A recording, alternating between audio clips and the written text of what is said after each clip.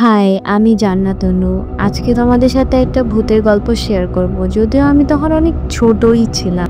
যাই হোক, দিনটি ছিল শুক্রবার। সারাদিন খেললাম। তারপর রাতের বেলা আমি ঘরে খেলতেছিলাম। আর আম্মু ছিল বাইরে, গল্প করতেছিল। হুট করে বাইরে থেকে মনে হইলো আম্মু আমাকে ডাকতেছে। তাই আমি দেরি না করে যেতে ধরলাম। যদি না যাই তাহলে তো মাই ব্ল্যাক হল, মানে আমার মা আমাকে বকবে। আর যেই পাশ দিয়ে আওয়াজটা আসতেছিল ওই পাশে কেউ যায় না, সব সময় অন্ধকার হয়ে থাকে। তাও কেন জানি মনে হইলো আম্মু ওই পাশ থেকেই আমাকে ডাকতেছে, আর মনে হচ্ছিল শব্দটা আমাকে টানতেছিল। তারপর আমি ওই পাশে যাচ্ছি আর সবাই পেছন থেকে আমাকে ডাকতেছে। আমি বুঝতে পারতেছি কিন্তু কথা বলতে পারতেছিলাম না। তারপর ওই পাশে আমি পৌঁছে গিয়ে যা দেখি, একটা মহিলা সাদা শাড়ি পরা আর দেখতে যেন কেমন, ঠিক ভূতের মতো।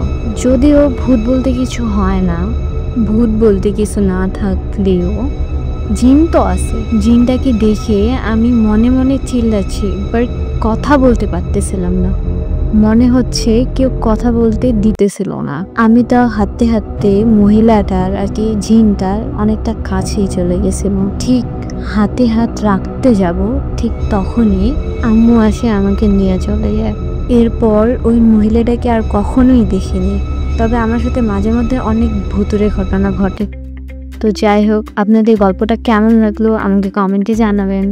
আর হ্যাঁ, ফলো করতে ভুল না কিন্তু। যাই হোক, টাটা, বাই বাই, আল্লাহ হাফেজ।